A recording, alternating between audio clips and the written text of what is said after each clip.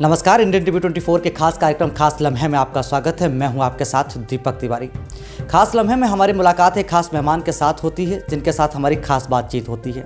इसी क्रम में आज हमारे साथ खास बातचीत करने के लिए हमारे साथ मौजूद हैं समाजवादी पार्टी के कद्दावर नेता और समाजवादी पार्टी में पूर्व राज्य मंत्री रह चुके मोहम्मद यामीन खान जी, जिनके साथ हमारी खास बातचीत होती है। आइए रूबरू होते हैं यामीन खान जी से।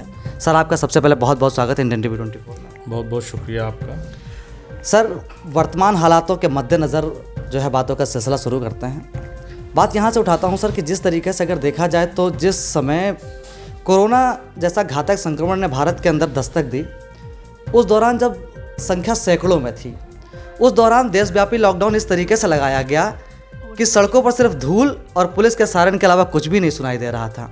और अब आंकड़ा जब हज़ारों की तादाद में है, उस दौरान तमाम तरीके की छूट दे करके सरकार के द्वारा तमाम तरीके की छूट देखी जा रही है और सड़कों पर भीड़ तो ऐसे देखी जा रही है जैसे लॉकडाउन का कोई असर ही नहीं है। इसको लेकर के आप क्या कहना चाहें? देखिए, इसको लेकर सबसे पहले तो मैं ये कहूँगा कि जो हमारी केंद्र की सरकार है, मैं सबसे पहले दोष उसको दूंगा, क्योंकि इन लोगों को ना तो काम करने का तरीका आता है, ना इनके अंदर काम करने का जज्बा है। इन लोगों को जब पता चल गया था कि नवंबर लास्ट से दिसंबर के फर्स्ट वीक तक इन लोग को पता था कि ऐसा होने वाला, ऐसा वायरस हमारे बीच विदेश से आ रहा है। इन्होंने विदेशों से रईसजादों को, उद्योगपतियों को अपनी प्राइवेट प्लेन भेज के बुलवाया भी।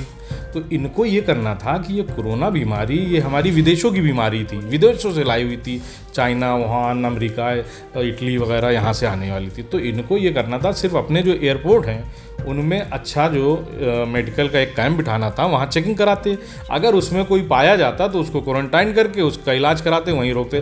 तो ये हमारे बीच आती ही ना। और जो आज की स्थिति हमारे देश में है कि हमारा एक एक मजदूर कोई पैदल चल रहा है, कोई साइकिल से 1200 किलोमीटर, कोई महाराष्ट्र से बस्ती जा रहा है, कोई गुड़गांव से बंगाल जा रहा है बाइक से, पैदल, रिक्शा, टेम्पो, ऐसे हालात हैं। तो ऐसे हालात की नौबत ही हमारे बीच ना आती अगर ये सिर्फ एयरपोर्ट पे ध्यान देते थे।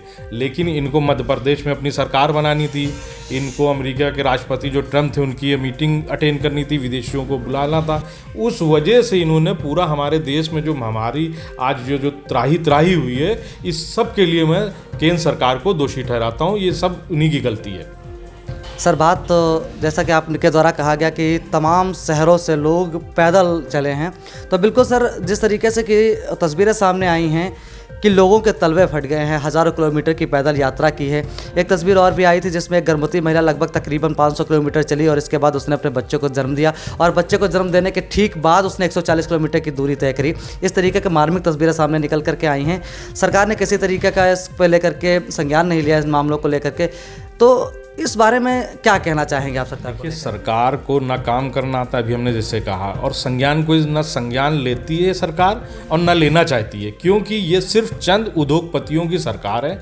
इसको जनता से, हमारे गरीब, मजदूर, किसान, बेसहाराओं से कोई लेना देना नहीं है। जबकि सरकार को यही सब चुनते हैं और सरकार का ये कर्तव्य होता है, इसकी शपथ लेते हैं सारे विधायक, सारे मंत्री और प्रधानमंत्री, राष्ट्रपति जो भी होते हैं, सब शपथ लेके बैठते हैं कि हम अपना जनता ख्याल लेंगे। लेकिन ये लोग अपने कर्तव्य से हट गए। इन्होंने हमारी गरीब जनता के बारे में कुछ भी नहीं सोचा, उसको ऐसे ही छोड़ दिया और सिर्फ चंद उद्योगपतियों के लिए ये सब कर रहे हैं। तो इनको ये इनकी जो त्राही इन्होंने इनके बारे में कुछ भी नहीं सोचा। हमारे जो मजदूर थे, अगर भाई आपने अगर लॉकडाउन चलाना था, अगर आपको, एक तो आपने अचानक फैसला ले लिया। इनको अगर अचानक फैसला लिया तो ऐसे आंकड़े आपके सामने आए, आपके पास पूरा अमला होता है, पूरा डीएम, एसएसपी, कलेक्टर, पटवारी से लेके एक एक चीज़ आपके पास होती है, सारे अधिकारी होते हैं, सारी प्लानर होते हैं, सीनियर मोस्ट आईएएस होते हैं, सब में आप आंकड़ा करके इस पर भी ध्यान देते और इनकी समस्याओं को जिस दिन लगाए तो उसी दिन इनको समस्या को 24 घंटे के अंदर समय देते और बसों की व्यवस्था करते, बसों को सब छिड़काव करवा के इनको सब रवाना करवा देते। अगर सरकार चाहती तो आज जो हमारे देश में इतनी स्थिति गंभीर हुई और लाखों की तादाद में लोग जो परेशान हुए, अभी आपने जैसे कहा चलते चलते तलवे फट गए, छोटी छोटी बच्ची, एक बच्ची अपने फादर को साइकिल से 1200 किलोमीटर ले गई, इतनी त्राही। और हम लोग भी नेशनल हाईवे पे, राजमार्गों पे कई जगह गए हैं, वहाँ की जो स्थिति देखी है तो उससे हम लोग की रूह कांप गई। इतनी भयानक स्थिति में 6-6 दिन, दिल्ली से 6 दिन लग गए, और महाराष्ट्र से, गुड़गांव से, कहाँ से कैसी स्थिति। जब उनसे हम लोग ने बात करी तो उनकी जो बात सुनी तो उससे हम लोग के आंखों में आंसू आ गए। इतनी परेशानी उन लोगों ने सिर्फ सफ़र करने में झेल लिया। अगर सरकार चाहती तो हमारी जनता को इतना परेशान ना होना पड़ता, लेकिन ये सरकार सिर्फ उद्योगपतियों की है। सर बात करें अगर जिस तरीके से जब देश के अंदर लॉकडाउन लगा, 40 दिन तक के अंतराल में जनता ने सरकार के हर निर्णय का सम्मान किया। जो भी दिशा निर्देश दिए गए उन पर उसने अमल किया, पालन किया। ठीक बात सर, एक सवाल निकल करके यह आता है कि जब 40 दिन का समय बीत गया, उस दौरान किसी तरीके का संसाधन नहीं खोला गया, किसी तरीके का प्रतिष्ठान नहीं खोला गया, किसी तरीके के किसी तरीके की दुकानें नहीं खोलेगी, और ऐसे में सरकार के द्वारा एक फैसला लिया गया शराब की दुकानों को खोले जाने का। सर जिस तरीके से आपने देखा, जब शराब की दुकानें खुली तो किलोमीटरों तक की लंबी लाइन देखी गई। और बात केवल अगर हम कर लें उत्तर प्रदेश की, जिला लखनऊ की बात कर लें, जहाँ पर सूबे के मुख्यमंत्री योगी आदित्यनाथ स्वयं बैठते हैं, अगर वहाँ की बात कर लें तो उसी दिन पारिवारिक हिंसा के 6 मामले सामने आ गए थे, जहां पर महिलाओं ने जो है इससे पीड़ित होकर के आत्महत्या कर ली थी। तो सरकार के उस फैसले को लेकर के आपकी क्या राय है? देखिए, सरकार का वो जो एक फ़ैसला था, ये बहुत गलत फ़ैसला था। इसकी मैं कड़ी निंदा करता हूँ कि जब इतना सब आपने झेलने के बाद, जब आप एक काबू होने इतनी उस पर करने के बाद, इतना सब सहने के बाद आपने अचानक ये जो खोला, इससे एक तो घरेलू हिंसा बढ़ गई। उसके बाद हमारे पेशेंट भी कई सामने आए, एकदम से सब वहाँ भीड़ लग गई, उसमें कई पेशेंट भी सामने आए, संख्या भी पेशेंट की बढ़ी। तो ये इनका बहुत गलत फ़ैसला था। इनको अगर कुछ खोलना ही था तो पहले इनको हमारे गरीब मजदूर लोग जो भूखे थे, अभी हमारे पास परसों एक लेडीज़ आई थी मड़ियाँव से, उनकी एक बच्ची 17 साल की थी, सीमा जी नाम थे, राम स्वरूप उनके पति का नाम था, स्वर्गवास हो चुके हैं। तो उनकी एक बेटी 17 साल की थी, वो भूख से उसकी मौत हो गई। तो इनको पहले अगर कुछ देखना था तो ऐसे लोगों को देखते जो भूख से मर रहे हैं। इन्होंने वो ना करके सिर्फ अपनी जेब भरने के लिए जो फैसला लिया, इसकी मैं कड़ी घोर निंदा करता हूँ। ये गलत फैसला था इनका जो है बहुत गलत फैसला था।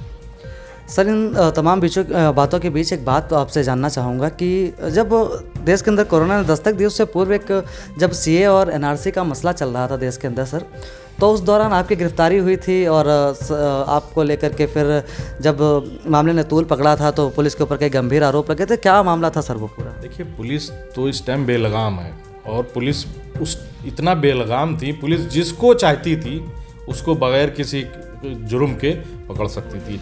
पकड़ा बहुतों को पकड़ा, और हमारी भी गिरफ्तारी इसी का एक उदाहरण है। मैं सिर्फ घंटा घर पे खामोशी शांतिपूर्वक हम लोग जाते थे, दूर खड़े होते थे कि भाई हमारी माँ मैंने वहाँ धरना देनी, तो हम लोग गए तो हमारे ऊपर 141 उल्लंघन का मामला उन्होंने दर्ज किया।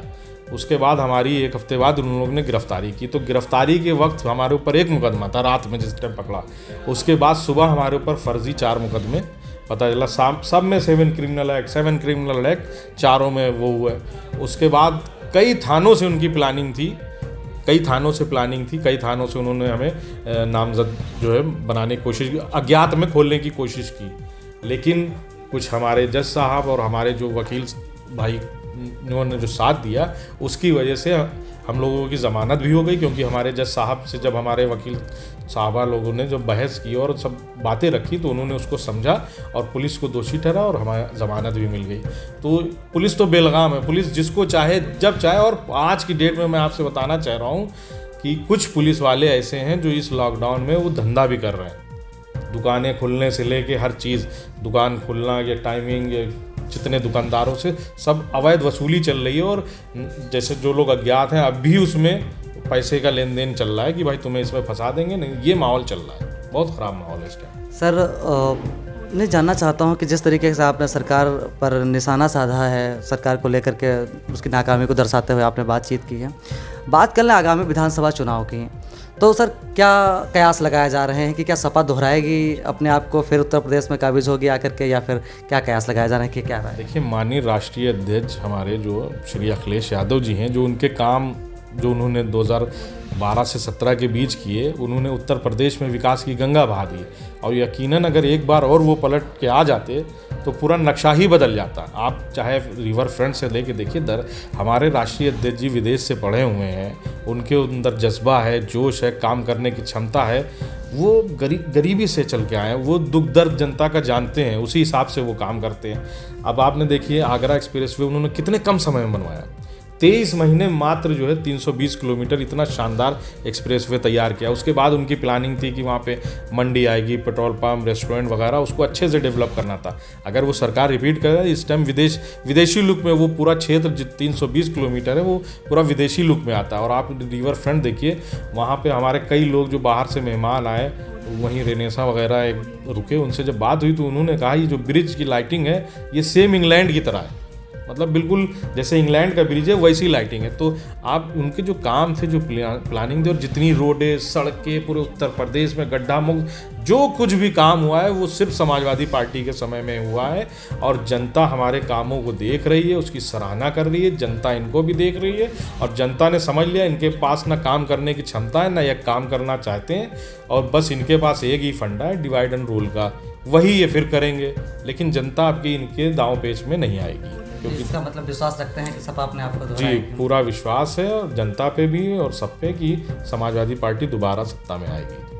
सर, साक्षात्कार के समापन की तरफ चलते हैं तो इस बात को नज़रअंदाज नहीं कर सकते हैं कि कोविड-19 जैसा घातक संक्रमण बहुत तेज़ी के साथ पांव पसार रहा है, स्थिति भयावह होती चली जा रही है। तो ऐसे में सर, इंडियन टीवी 24 के ज़रिए आप देशवासियों को जागरूकता का क्या संदेश देना चाहेंगे? देखिए, देशवासियों को जागरूकता का यही संदेश देना चाहेंगे कि ये बीमारी जो विदेश से आई है, ये एक दूसरे कि अगर है तो छूने से फैलती है। ठीक है, आप क्वारंटाइन अगर घर में हैं तो घर में ही रहें, ज़्यादा किसी के संपर्क में ना आए जब तक ये पूरी तरह इसका समाधान ना हो जाए। और सरकार जो भी कह रही है उसी हिसाब से चलें, जो टाइमिंग दे रही है उसी हिसाब से काम करें, भीड़ ना लगाएं। आपके माध्यम से मैं अपनी जनता को यही संदेश देना चाहता हूँ कि सही से रहें और सुरक्षित रहें। इंडियन टीवी 24 के खास कार्यक्रम खास लम्हे में आज हमारे साथ समाजवादी पार्टी के कद्दावर नेता और समाजवादी पार्टी में पूर्व राज्य मंत्री रहे मोहम्मद यामीन खान साहब हमारे साथ थे। इसी कड़ी में अगली शख्सियत के साथ हम फिर रूबरू होंगे। तब तक के लिए देखते रहिए इंडियन टीवी 24 मेरे यानी दीपक तिवारी के साथ।